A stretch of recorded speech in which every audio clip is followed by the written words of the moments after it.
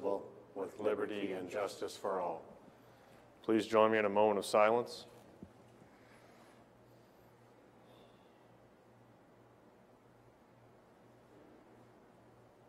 Thank you. Please be seated. And remember to silence your cell phones if you have them.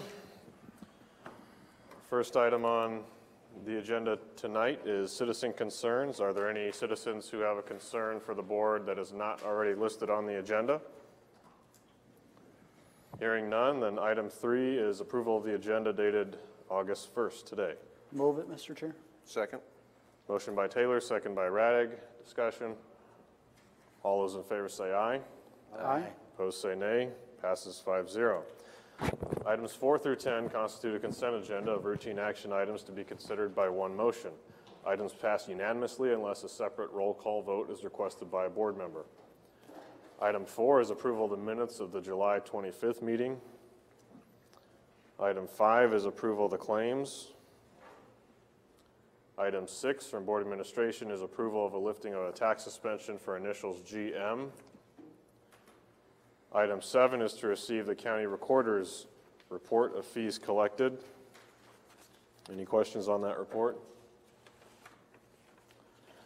Item 8 from Human Resources is to authorize the chairman to sign authorization to initiate the hiring process. This is for the position of Juvenile Detention Director. Item 9 for Board Administration includes item A, approval of notice of property sale resolution for a parcel also known as 2624 West 3rd Street, and setting that for Tuesday, August 15th at 4:35 p.m. And item B is approval of the notice of a property sale resolution for another parcel also known as 1114 West 14th Street, and setting that for Tuesday, August 15th at 4:37 p.m. Item 10 from Secondary Roads is a consideration of a permit to work in the right-of-way for the city of Cushing. I move to approve the consent agenda. I'll second it. Motion by DeWitt, second by Radig. Discussion. All those in favor say aye. Aye. Opposed say nay. Passes 5-0. Mark, how long do you think your item 12 will take? I don't know how many bids we got, so. Okay, we'll hold off on that then. How about Wolf Creek? It's 4:34 according to my watch. We will begin a 4:35 p.m. set time. Item 11 for action is from Board Administration. This is the public hearing and sale of a property parcel also known as 1415 Center Street. The public hearing is now open. Before we receive bids, is there anyone who would like to speak for or against the sale of this property? I think we should sell it. Wise words from Supervisor Radig, wading into controversy. There appears to be a consensus on the board to sell the property. Made a good argument. You did. Seeing no other words of wisdom, I move to close the public hearing, if I can say it right. Motion by Radig, second by Taylor to close the public hearing. Close debate. All those in favor say aye. Aye. Opposed say nay. Passes 5-0. We are now receiving bids for the property also known as 1415 Center Street. If you would like to bid, please come forward, state your name and address, and your opening bid.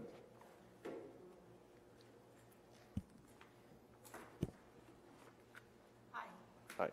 Her name is Rosa Camacho Garcia. Her minimum bid is, her address is 1419 Center Street. Sioux City, and she would like to bid $50. Very well. A bid for $50. Is that the minimum? Yes, including recording fees is the minimum bid. Is there anyone else who would like to bid on this property? Going once, going twice. Move to sell the property to Ms. Garcia for $50 with recording fees. Second. Thank you. Second by Taylor. Discussion? Well, we know Supervisor Radig thinks this should be sold, so. Hearing no other discussion, all those in favor say aye. Aye. Opposed say nay. Passes 5-0. Thank you. Thank you very much. We're now at a 4:37 p.m. set time. Item 11B for action is public hearing and sale of a property parcel also known as 814 33rd Street. The public hearing is now open. Before we receive bids on this property, is there anyone who would like to speak for or against its sale? Hearing none, Mr. Chair, I would move that the public hearing be closed. I'll second the motion by Taylor to close the public hearing. Discussion. All those in favor say aye. Aye. Opposed say nay. Passes 5-0. We are now entertaining bids for this property. If anyone would like to come and address the board with your name and address and your opening bid. Lowell Satterwhite, Sergeant Bluff, Iowa. Minimum bid $220. Very good. Minimum bid $220. Anyone else who would like to bid on this property? Going once, going twice. Move to sell the property for $220 plus recording fees to Mr. Satterwhite. Second. Second by DeWitt. Discussion. All those in favor say aye. Aye. Opposed say nay. Passes 5-0. Does he know who to talk to now? I would hope so. Thank you. Item 12 for action from Secondary Roads, County Engineer Mark Nera is receive bids for PCC patching project as listed in the agenda. Good evening, Mark Nera, Woodbury County Engineer. I have some bid tab sheets in case the board wants to keep track.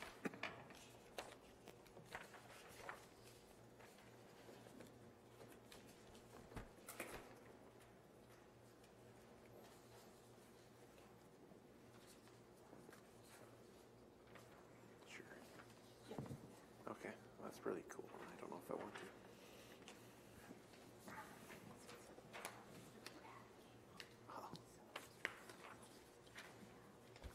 Seems kind of like aerodynamic or something. We have 4 bids. The first is from Denko Highway Construction of Mingo, Iowa.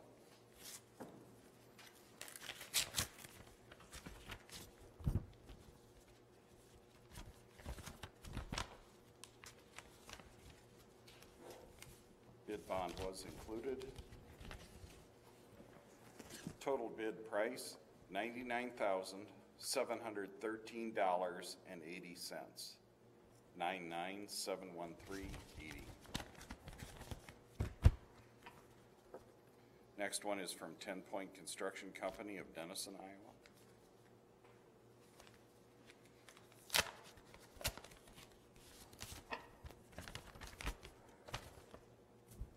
Bid bond was once again included.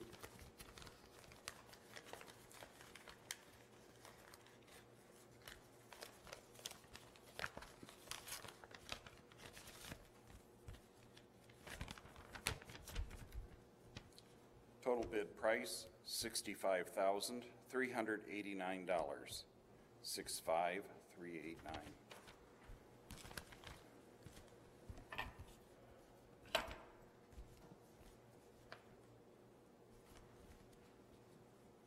You did have the letter opener up here. I missed it first.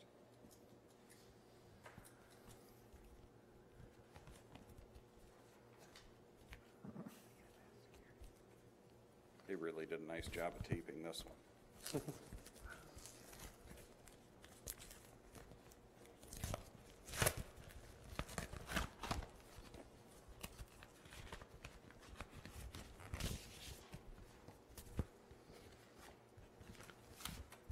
This is from Iowa Civil Contracting of Victor, Iowa.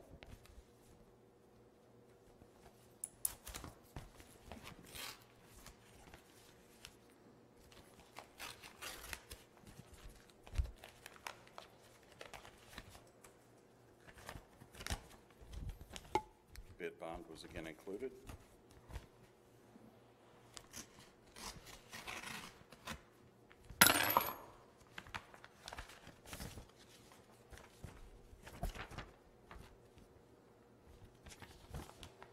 Bid price, $99,388.50.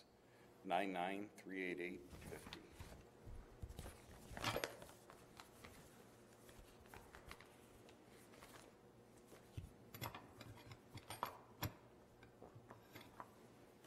Next bid is from Cedar Falls Construction. Guessing they're from Cedar Falls. You've hit your limit of 3. Waterloo. Waterloo, okay.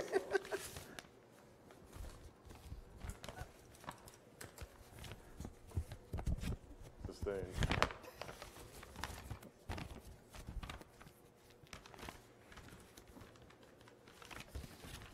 Bid bond was included. Total bid price, $77,856. 77,856. And that concludes all the bids. You see any reason not to award the 10 points today, or? I just want to make a brief examination of their unit costs. Bear with me for a couple of minutes.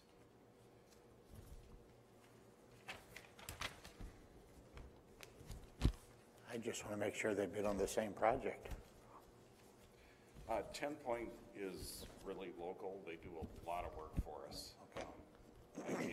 I can't remember the last time somebody beat 10 Point out on a county job. I can see why. Because they're loco. Yeah, all of their unit costs are low. I think we can make a recommendation today to award to 10 Point Construction of Denison, Iowa. Total bid price $65,389. I'll move that. I'll second the motion by Radig. Discussion on approving the county engineer's recommendation for the low bid. Hearing none, all those in favor say aye. Aye. Opposed say nay. Passes 5-0. Thank you. Thank you. We'll now adjourn the Board of Supervisors meeting briefly to convene the Wolf Creek Drainage District Trustee meeting for item 13 on the agenda, which is an action item to approve the minutes of the July 25th meeting. I'll move the approval. I'll second the motion by Radig. Discussion. All those in favor say aye. Aye. Opposed say nay. Passes 5-0. We now adjourn the Wolf Creek Drainage District Trustee meeting and continue the Board of Supervisors meeting with item 14, which is the Chairman's Report. Obviously, this was a little bit lighter of a week, so just some miscellaneous announcements from me. I intend to attend the ISAC annual conference later this month, August 23rd to 25th. I'm aware that Supervisor Radig is as well, so I'd like to ask for consensus for that delegation from this board and to also ask if there's anyone else who would be interested in attending so that we can send out the appropriate public meeting notice. No? Very well, thank you. Secondly, just to give the board a heads up, next week there will be citizens present to address the board from a rural perspective on their opposition to some state regulations involving concentrated animal feeding operations, also known as CAFO. That will be listed on the agenda rather than a citizen concern to give more opportunity for that discussion. Mr. Chair? Yes. Have you been contacted by the citizens toward that end Yeah, that I are going to was craft emailed, a specific? I was emailed a request to be put on the agenda from an Ann Hardy, rural citizen, and assured her that there would be an item listed on the agenda and gave her the form to fill out, which I think is best if that can be, if they're willing to do that, to have that for the board to review. Thank you. You're welcome. I also had the pleasure of giving a courthouse tour to a Kids Logic group, I believe out of South Sioux City, Nebraska, ages 5 to 9. Sergeant Benson and I enjoyed that in the rotunda there, assuaged the concerns of the first student who asked if this is where kids go to jail. Said no, it is not. Just where they're sentenced. We break the news. They're a little older, Keith, but thank you. Didn't show them the old jails? I heard they did have a tour of the old jail, and one of them apparently liked it, wanted to stay, and be fed a meal there. Have to educate our citizens on the purpose of those facilities. That concludes the chairman's report. Item 15 is reports on committee meetings. Just have a couple, Mr. Chair. Taylor? So if, barring any objections, I'm planning on submitting us to become a WIN business partner, and all that entails is for Western Iowa Tech to be able to have a group worksite tour, classroom speakers, and to learn about more careers that are associated with businesses. This was the follow-up on the externship thing from last week, and so I plan to do that. I'll submit your names as far as being a classroom speaker, including my own, and I think that may help bolster that. And then also just gathering some information on economic development regarding the reinvestment district, and speaking to Economic Development Director Marty Doherty. And right now, what I'm learning and finding out is there may not be the need or the impetus for a hotel next to the Ag Expo Center, as we have the Marriott Kenseth Courtyard, the Marriott Autograph, which is with the hotel developers out of St. Louis, as well as the renaming of the Delta, which is another Marriott product across the road. That saturation may generate quite a bit of sales tax TIF, so to speak. So just interesting development, and I think we'll want to be apprised as we continue forward to learn, because as we all know, the county's a player in that reinvestment district. So those are my only two. The WIN business partnership, is what spaces do you think would be utilized, or do you know that? So there's two. There's a group worksite tour, a time commitment of 30 to 90 minutes, and that's to coordinate a visit to workplaces. And I just listed off Sheriff's Office, Emergency Management, Secondary Roads, Conservation, Planning and Zoning, Government, Finance, Economic Development, Budgeting and Auditing, Human Resources, and Attorneys. So at that point, if they contact us, then I just reach out to our different department heads and elected officials and tell them that I Sign them up for something. right. Sounds good. Forgiveness at that point, if there's interest. Very good. Any other committee meeting reports? Any citizen concerns? Any board concerns? County fair? Yeah, that's what I was going to say. Oh, okay. Just remind everyone to go to the fair. August 2nd through the 6th, is it? 8th? I just know it starts today. No, tomorrow. I thought it started today. I thought it was tomorrow. The Sheriff's Office as always has a presence there. Any other offices? Mr. Taylor? Economic Development was going to be there. David Gleiser said he would be there setting up a booth to let people talk about business in the county or the combination of offices in this building. Yeah. Okay. And you said the assessor does?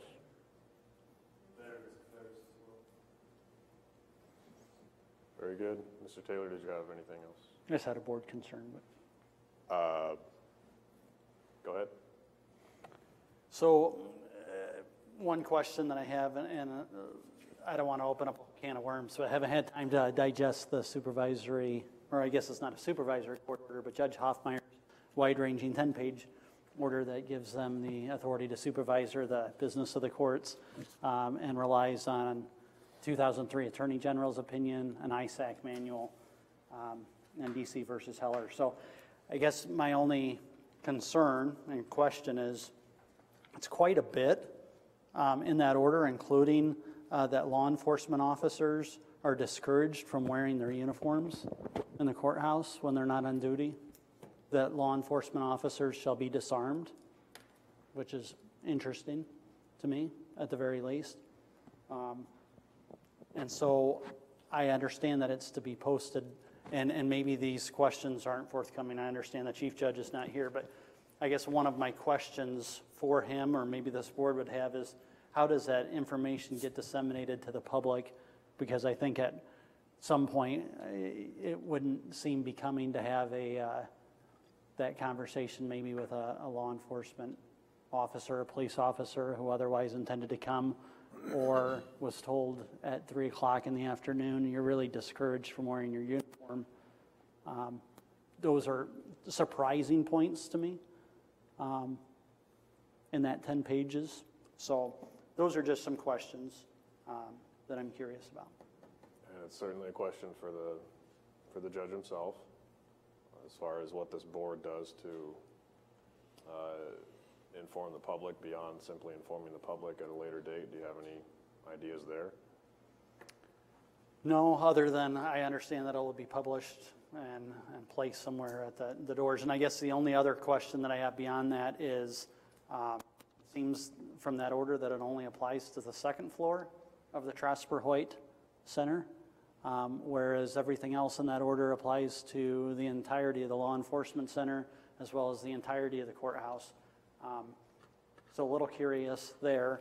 And then my last question would be, at some point, is it your intention to have a security meeting? I know that much of this is sort of taken upon the chief judge to maybe do himself, but I didn't know if, so those are all just some concerns that I have at first blush.